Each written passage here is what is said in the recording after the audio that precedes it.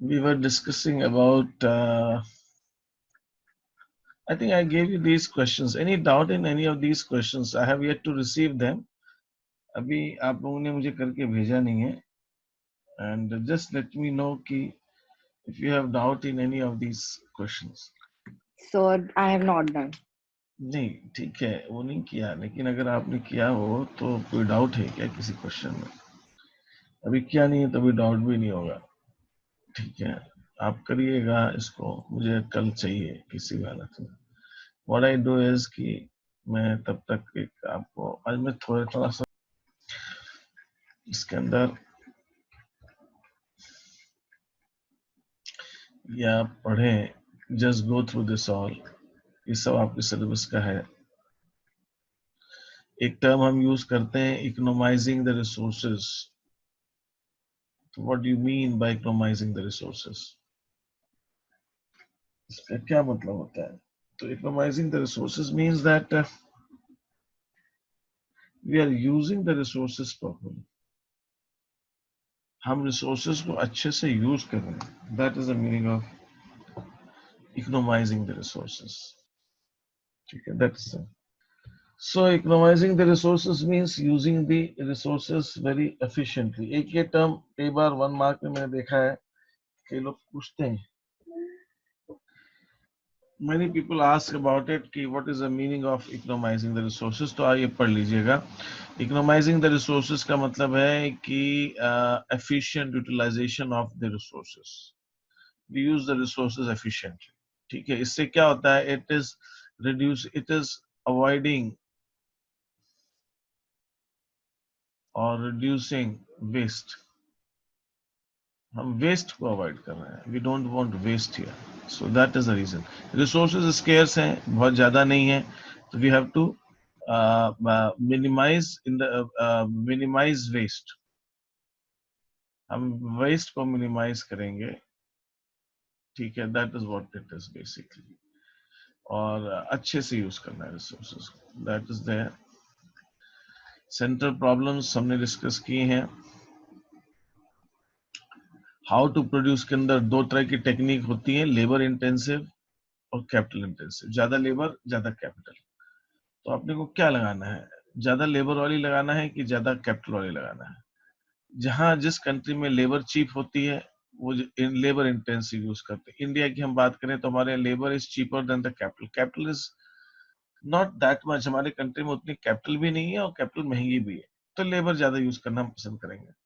Countries like Australia and all, वहां पे हम बात करें तो वहां पे कैपिटल सस्ती है, लेबर वहां है नहीं, लोग ही नहीं काम करने वाले. अमेरिका, जापान एंड ऑल, वहां पीपल नहीं है. They don't have that population to do. तो they would like to go for the capital.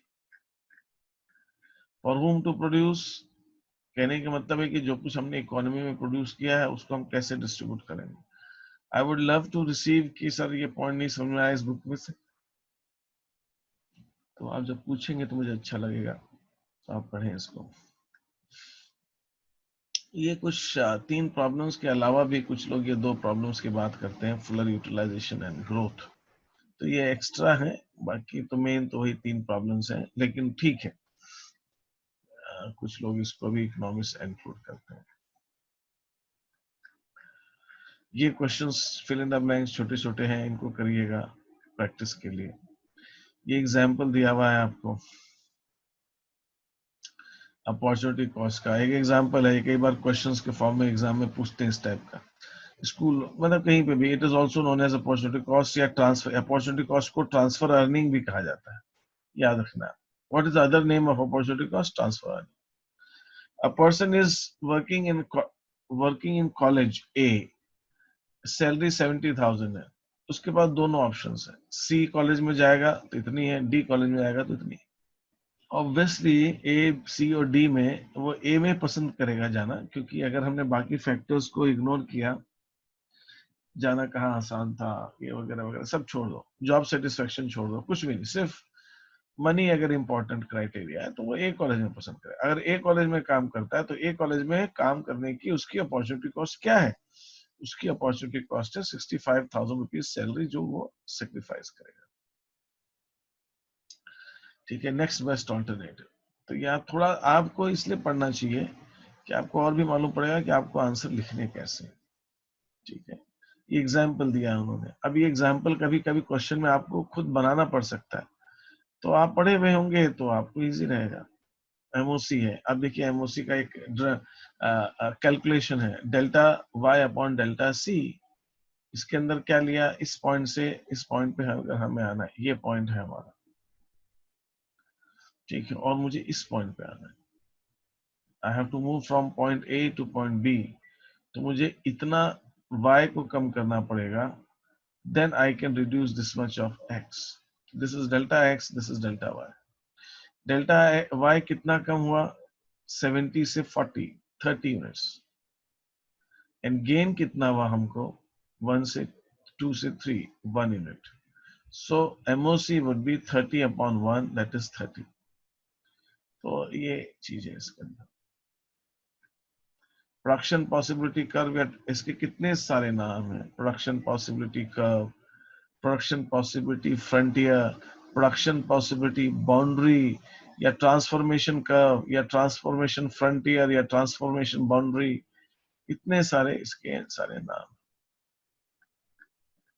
PPC का मीनिंग क्या है वो हमें देखना है, what is the meaning of production possibility curve, graphical, इसके अजम्पशंस क्या क्या है, वो तो मैंने शीट में दिए हैं, बट फिर भी आप एक बार रीडिंग करेंगे तो ठीक रहेगा। ये ग्राफिकली समझाने की कोशिश की गई है। और मैंने आपको एक चीज बताई थी, इसकी खास बात क्या है कर्व्स की, कर्व के अगर आप कोई भी प्रोडक्शन जो है वो कॉम्बिनेशन जो कर्व पे वो आप करते हैं, तो इसके अंदर कौन कौन से कॉम्बिनेशन दिए, A B C D E, तो you take up any combination on the curve, that means you are using the resources fully. If you take any combination inside the curve, तो that shows under utilization. or you take any curve outside the any point outside the curve, that is unachievable। और आप उसको अगर आपने अगर ये पाना है आपको, तो आपको रिसोर्स को बढ़ाना पड़ेगा। अगर आप किसी वजह से रिसोर्स को बढ़ाकर आप यहां तक ले आए, इस कर्व को यहाँ शिफ्ट कर दिया, इस कर्व को उठा के आप यहां तक ले आए, शिफ्ट कर दिया, आपने बाहर चला गया कर्व पूरा का पूरा, तो उसको कहते हैं ग्रोथ ऑफ रिसोर्सेज। अगर आपने रिसोर्सेज बढ़ा दिए, ग्रोथ कैसे होती है, ग्रोथ सिर्फ खरीदने से नहीं होती, जमीन खरीद ली तो बढ़ गया, ऐसा नहीं है। ग्रोथ होती है टेक्नोलॉजी के बेटर यूज से भी हो सकती है ग्रोथ।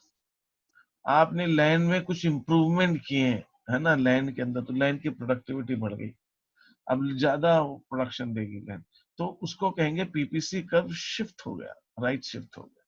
जब पीपीसी कर्व राइट शिफ्ट हो जाएगा, तो आप ज्यादा प्रोडक्शन ले पाओगे, जितना ज्यादा राइट शिफ्ट होगा उतना ज्यादा आप प्रोडक्शन ले पाओगे। This is called shifting of PPC. इसका मतलब होता है ग्रोथ हो रही है, रिसोर्सेज बढ़ रहे हैं, रिसोर्सेज एफिशिएंट हो रहे हैं, या टेक्नोलॉजी सर इंप्रूव। तो कोई एक रिसोर्स बढ़ेगा ना अगर पीपीसी दोनों राइट दोनों दो, साइड दो, शिफ्ट होगा हाँ तो? दोनों हो सकता है बेटा, दोनों हो सकता है। देखो क्या हो सकता है कि अगर मैं दो कमोडिटी उगा कर रहा हूँ प्रोड्यूस, कमोडिटी वाई और कमोडिटी एक्स, मैंने रिसोर्स इंप्रूव किए, उसमें सिर्फ वाई का प्रोडक्शन बढ़ सकता है, वाई की टेक्नोलॉजी बढ़ा दी मैंने, तो उसमें क्या होगा, तो मेरा पीपीसी ऐसे जाएगा, इसको गलत बता रहा हूँ, यहाँ टच होगा, मेरा पीपीसी ऐसे जाएगा, ऐसे। तो this is the movement for Y का मूवमेंट हो रहा है, एक्स का नहीं हो रहा है। इसी ढंग से अगर मैंने एक्स की टेक्नोलॉजी इंप्रूव की है सिर्फ, तो मेरा पीपीसी ऐसे आएगा, यहाँ वाई की जगह से स्टार्ट होगा, लेकिन इधर ये इसको कहते हैं rotation. This is called rotation of PPC. Rotation किसका, एक्स एक्सेस पे या वाई एक्सेस पे। लेकिन अगर पीपीसी पूरा का पूरा शिफ्ट हो रहा है, इसको कहते हैं shift of resource. PPC PPC shift हो गया। पीपीसी शिफ्ट कैसे हो गया, हमारे टेक्नोलॉजी इंप्रूव की, लेकिन वो टेक्नोलॉजी एक्स और वाई दोनों के लिए इंप्रूव हुई है ना। हमने कुछ ऐसा किया कि एक्स का भी प्रोडक्शन बढ़ रहा है, वाई का भी बढ़ रहा है, या लैंड में हमने कुछ ऐसे इंप्रूवमेंट किए हैं कि दोनों का बढ़ रहा है, तो दैट इज कॉल्ड शिफ्ट। ठीक है,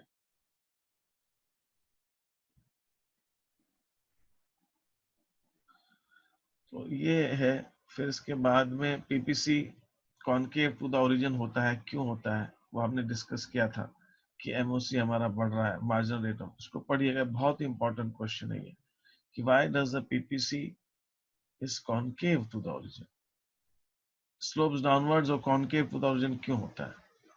ठीक है, अब इसको आप यहां से भी पढ़ें। फिर पीपीसी जो होता है, अगर पीपीसी का यहाँ बुक में समझा रहे हैं, पीपीसी कॉन्वेक्स होगा तो क्या होगा, स्ट्रेट लाइन होगा तो क्या होगा, कॉनकेव कब होगा। तो ये अलग अलग सिचुएशन है, ये 3 सिचुएशन है, ये भी पूछी जा सकती है कि एक आप ऐसा पीपीसी बनाइए विच इज कॉनकेव, और उसका बताइए आप डायग्राम, उसका शेड्यूल दीजिए, उसको प्लॉट कीजिए। तो आप शेड्यूल देंगे, शेड्यूल के अंदर आपको ध्यान क्या रखना है कि एमओसी जो है आपका बढ़ रहा है, तो आपका पीपीसी कॉनकेव आ जाएगा, ये आपको ध्यान रखना है।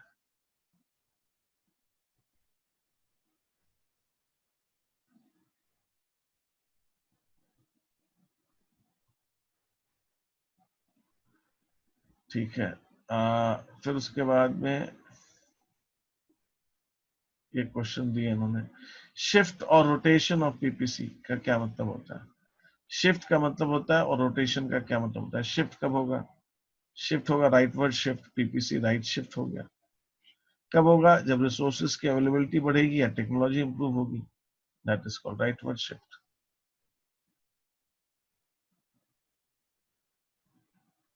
ये रिसोर्सेज। लेफ्टवर्ड शिफ्ट कब होगा, जब रिसोर्सेज डिक्रीज होंगे या डिटीरियोरेट होंगे, तब लेफ्टवर्ड शिफ्ट होगा। या है ना, हाउएवर ये आपको ध्यान क्या रखना है, अगर हम ये कह रहे हैं कि रिसोर्सेज को इनएफिशिएंट यूज कर रहे हैं, तो वो शिफ्ट नहीं है। हमारा पीपीसी तो यहाँ है, इनएफिशिएंट यूज कर रहे हैं तो हम यहाँ पे यूज कर रहे हैं या यहाँ पे यूज कर रहे हैं, that is inefficient use. Shift कब होगा, जब पूरा पूरा कर्व अंदर आ जाएगा। अंदर कब आएगा रिसोर्सेस, जब किसी वजह से टेक्नोलॉजी जो है डिटीरियोरेट होगी। ऐसे क्या क्वेश्चंस आते हैं कि भाई एक गांव है, एक विलेज है या नदी किनारे, उसमें बाढ़ आ गई, फ्लड्स आ गए। Now what will be the effect of floods on the PPC. तो नेचुरली फ्लड्स आने से रिसोर्सेस तो कुछ दिन तो खराब रहेंगे। फ्लड के बाद में जो जमीन है ना बहुत फर्टाइल हो जाती है, लेकिन वो फ्लड जब खत्म हो जाता है तब, और उसके बाद जब उसको आप लोग ठीक ठाक कर लेते हैं। लेकिन इनिशियली भी फ्लड आया है तो सब कुछ तबाह हो गया, खेत खत्म हो गए, उगा नहीं पा रहे, ये सारी चीज। कहीं अर्थक्वेक आया तो उसकी वजह से हमारे रिसोर्सेज को क्या हुआ, हमारे पीपीसी को क्या हुआ, उस कंट्री के वो शिफ्ट हो गया, लेफ्ट शिफ्ट हो गया, पीपीसी लेफ्ट शिफ्ट। एक और सिचुएशन आती है, कहीं पे मास एक्सोडस हुआ, कहीं से लोग जो है गांव से छोड़ के शहर की तरफ आ रहे हैं, तो विलेज का पीपीसी क्या होगा, विलेज का पीपीसी लेफ्ट शिफ्ट होगा, और सिटीज का पीपीसी राइट शिफ्ट होगा। यहाँ से लोग गांव से शहर आ रहे हैं तो उससे गांव के पास काम करने के लिए, अगर ये मैं पीपीसी बना रहा हूँ ह्यूमन कैपिटल पे, हमारे पास रिसोर्सेज जो है लेबर है उसका बना रहा हूँ, तो ह्यूमन कैपिटल का पीपीसी तो लेफ्ट शिफ्ट होगा, और सिटीज का पीपीसी जो है वो ह्यूमन कैपिटल का राइट शिफ्ट होगा। तो ये कुछ चीजें हैं जो आपको ध्यान रखनी।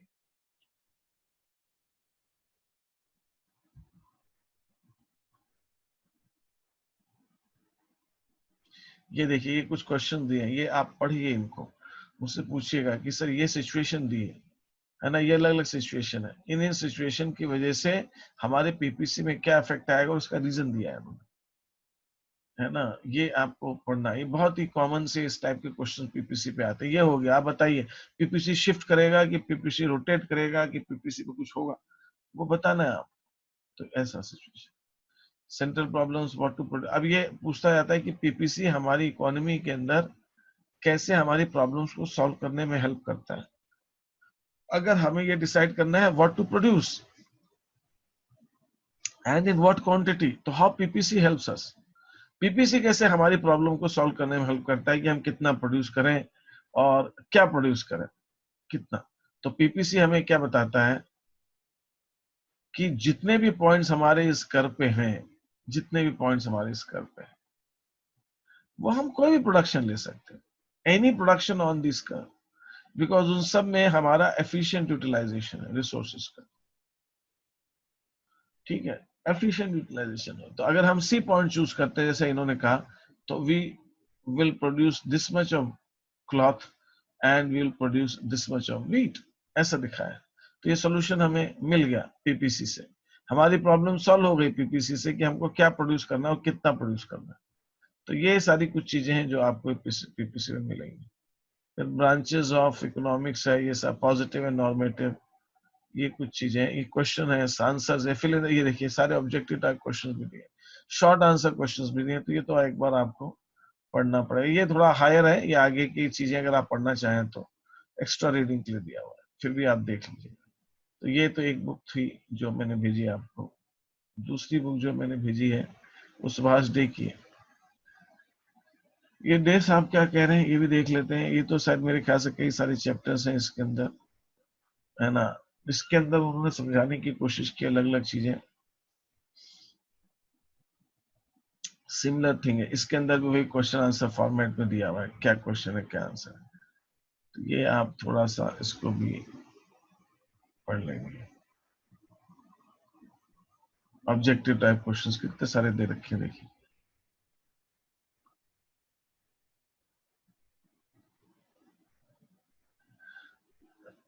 ओके, इतने सारे क्वेश्चंस हैं।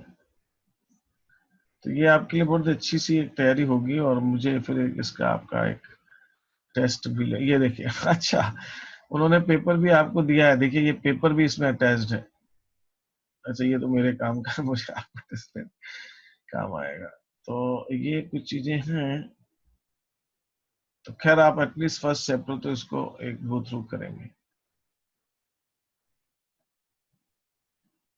ये सेकेंड यूनिट है इसकी, ओके। तो फर्स्ट यूनिट को आप खत्म करें तो हम सेकेंड यूनिट पे जाएंगे। मैंने जो आपको क्वेश्चंस भेजा है आपको वो भी करना है, और उसके अलावा मैं चाहूंगा कि आप इन बुक्स को एटलीस्ट एक ग्लांस थ्रू तो जरूर कीजिए कि क्या क्या चीजें इसमें अच्छी हैं, क्या क्या इंपॉर्टेंट है, किसी में कोई चीज अच्छी समझाई गई है, किसी में कोई चीज समझाई गई है। और जो डाउट हो आप पूछिए मेरे से, ठीक है, वो क्वेश्चंस को आप सॉल्व करेंगे। Anything else you would like to know. अब देखिए क्वेश्चन जैसे पूछा है,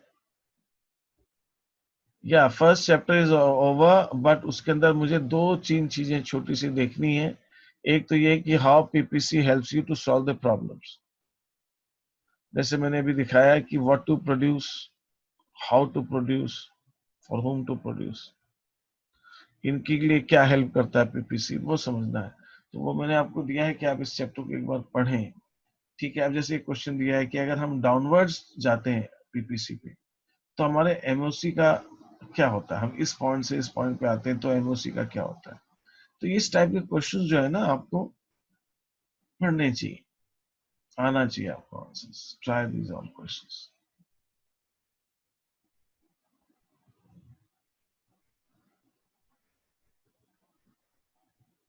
तो इस हिसाब से पीपीसी हमारा फर्स्ट चैप्टर पूरा खत्म हो गया, बाकी चीजें हम डिस्कस करेंगे। आप लोगों को और कुछ चीजें पूछनी हो तो आप पहले पूछ लीजिए। Now I would like to end this session today. आज मैं सर एमआरटी और एमओसी सेम है? सॉरी, एमआरटी एंड एमओसी दोनों सेम होता है, यस।